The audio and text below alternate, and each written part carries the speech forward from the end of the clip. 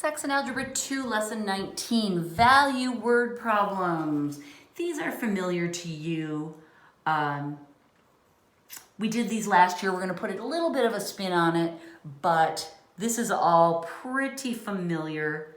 So let's dive in. Example 19.1. Ready?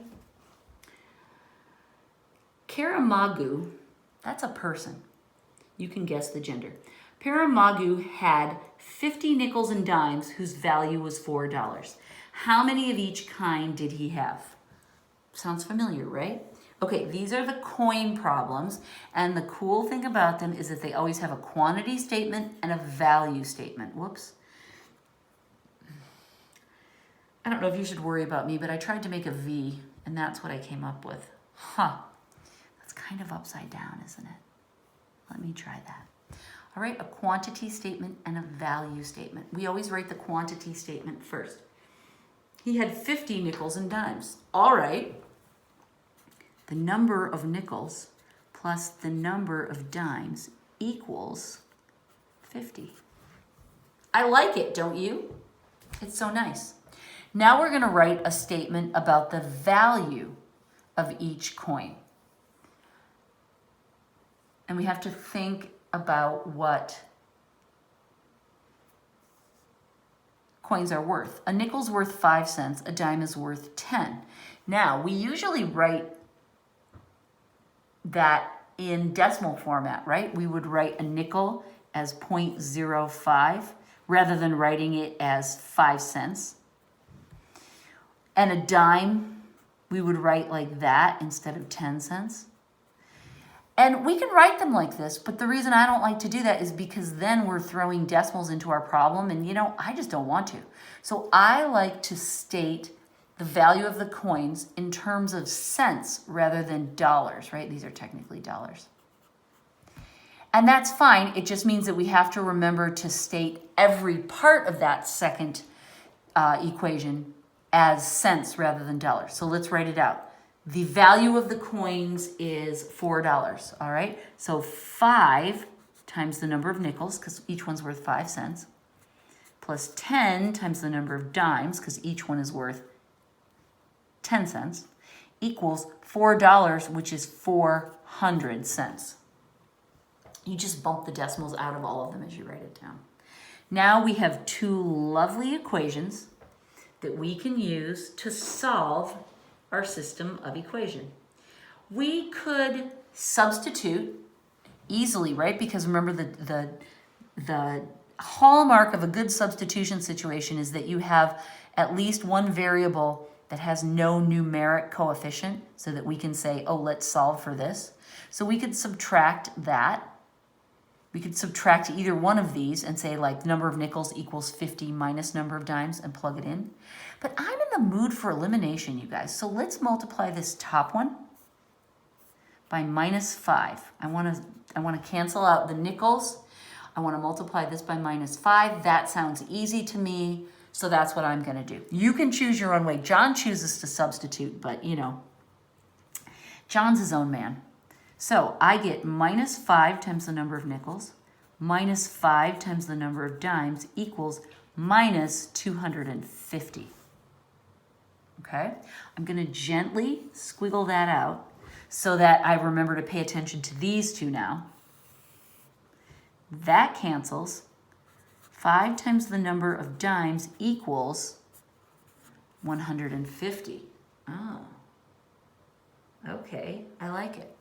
Divide by 5, and we find out, I'm going to write it over here, the number of dimes equals 30.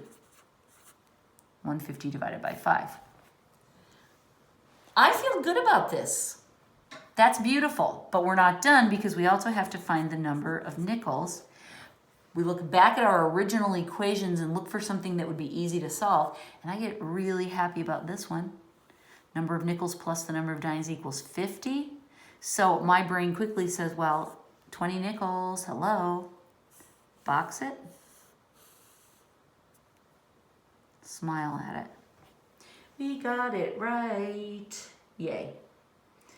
I often say that a problem that is stated in words needs words in its answer. That's true. But because we chose our variables carefully, we have basically put the words for the answer into our variables. The number of dimes equals 30, the number of nickels equals 20. So if you set up your variables the way that John and I do, you don't need to worry about adding words to some of these problems because the words are in your variables. And it's beautiful. 19.2 is a great example of a value problem that is not specifically about coins. Listen to the story.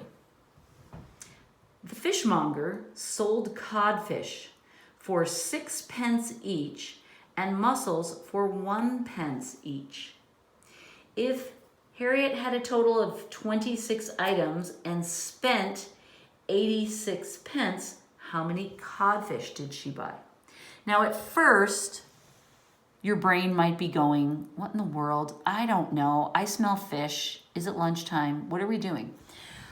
But let's just go back and write a quantity statement and a value statement. The first thing that John does is he gives us a bunch of information about the prices of the codfish and the mussels. That's value information. I don't want to start with that. Harriet bought a total of 26 items. Okay, and we assume they're codfish and mussels. So I'm going to say the number of codfish plus the number of mussels equals, what did I say? 26. Oh, that feels extremely manageable to me. We left all this money business out. We're just talking about how many items she bought. Now, I can kind of use this format again, the same style of thinking, and think, okay, that's the basic information. Now we want to multiply that number times the cost of each one, and that will tell us something about how much she spent. So now I go back and get that price information. The codfish are 6 pence each. I don't know what to do about pence, but I know 6 is 6, so I'm just going to multiply 6 times the number of codfish plus, oh, they're 1 pence each on the mussels, equals, and now what's the total amount she spent? 86 pence. We don't have to worry about decimals. We don't know what a pence is worth, but it doesn't matter. We just put the prices in and put the total amount she spent right there, and you know what? It's all good. So we're looking good here because as I look down at my variables, I see, look, this is 1 times the number of mussels. So these are already the same. So I'm just going to multiply this one by -1. I don't have to change the number, just the sign. And this is going to solve itself in no time at all. So negative number of codfish minus the number of mussels equals -26. Ooh la la, right? That cancels. 5 times the number of codfish equals, what's that, 60? 60. Yay. We divide by 5, and we find that the number of codfish that this woman bought is 60 divided by 5, that's 12. John always makes the numbers come out cute on these. He's such a nice guy.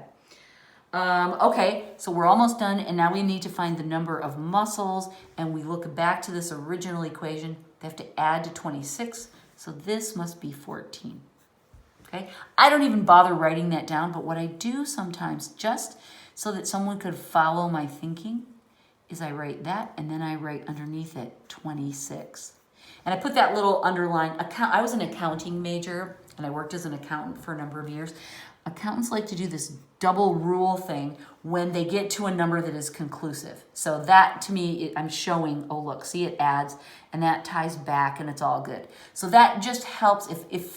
If you were looking at my work, you would see, oh, look, I checked it right there. And I could do the same thing here, right? I could write 50 and underscore it. It just shows that I'm checking and I'm making sure the number fits into the problem. I'm checking my work. Okay, that's enough about value word problems. Now let's do a quick little geometry thing.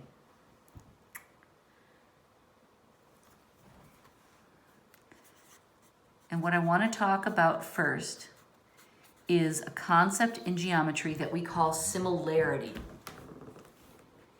Triangles are similar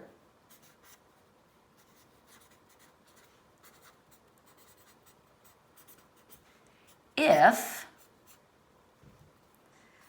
the angles are the same, and it's okay if the sides are different. The sides are different lengths. What matters is that the angles are the same. Now, the next piece of really important information is that if triangles are similar, meaning that they have the same angles, their sides are proportional. That means we can, I said that weird, didn't I? Proportional. That means we can make the little ratios and solve them for each other. So before we can dive into this using the proportions and solving for the missing sides, we have to make sure that the triangles are similar. And the way we make sure that they're similar is to check to see that the angles are all the same. So when we have a problem like this is the only one. Okay, let me show you this big crazy drawing. I love doing these drawings though, they're so fun. 4, 5, 7, y, 6, x. John tells us to find x and y. Oh, and this. Okay, John, that's in there. John tells us to find x and y. So here they are, and we get kind of excited because we go, okay, like here's the anchor proportions, and we'd have to flip that one to make it, to line up the sides properly, but we could redraw the triangles, that would be fine. And we get all excited about how we could solve them using proportions. But we have not been able to prove to ourselves that these triangles really are similar, right? That's a mystery. So we have to stop, slow our roll on the proportional calculations, and first check to make sure that the angles are the same. Now, John tells us that these are the same. He uses that tick mark to show us, right? But that's only one. One matching angle does not prove similarity. We have to prove that all three angles are the same, okay? So we look for other hints, and what I see right here is that these are vertical angles, and that makes me happy because vertical angles are the same. So I know, I'm using a different color, I know that those two angles have to be the same. So we've proven that two angles between these two triangles are both the same, but what about this third one? I'll make them the orange angles. How can we prove that those two are the same? Well, here's the thing. If all the triangles have to add up, if every angle in the triangle has to come together to add up to 180, and we've already proven that two of them are the same, then the third one has to be the same as well because they have to add to 180. So if we have two matching angles, then the third one has to match because they both have to add up to 180. I hope that makes sense. So here's the way we say that in geometry words.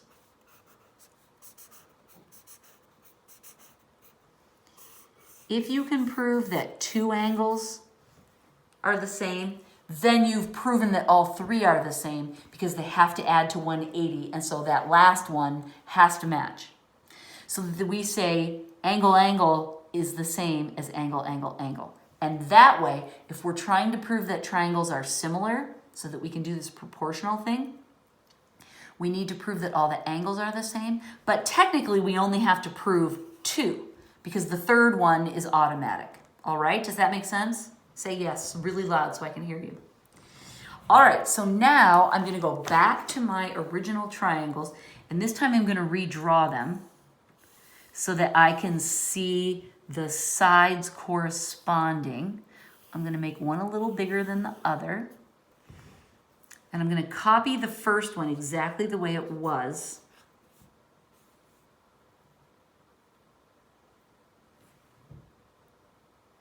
In the book. Sorry. And this was up here. And then this is X, and this is 6, and this is Y. Okay, so what I've done is I've taken, I'm just going to show you like this. I've taken this 2 triangles. I've left this first one the same. I broke it off here, and then I flipped that one over.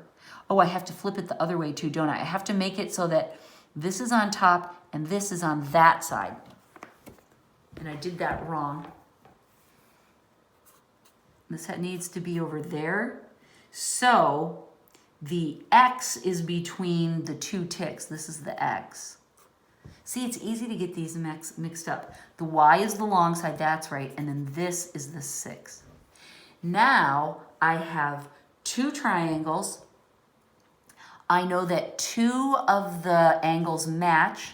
I know that 2 angles matching means 3 angles matching, which means that the triangles are similar, which means that it's okay to use proportions to solve.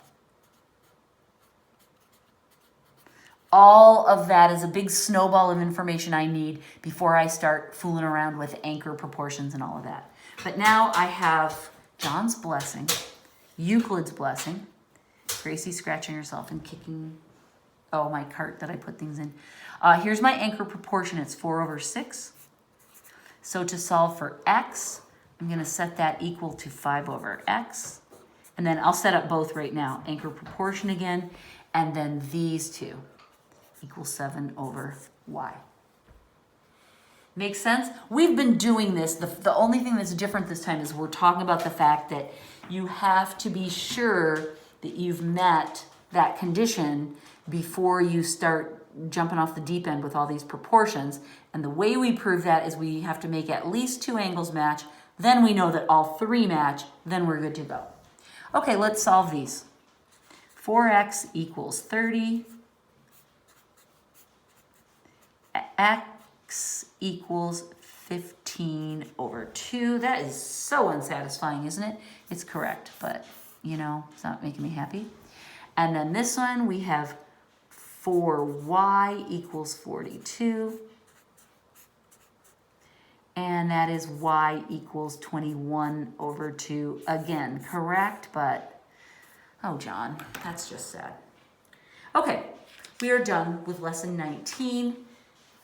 A lovely mix of algebra and geometry, and I hope it just made you smile on, you know, so many levels. Okay, I'm done. Bye.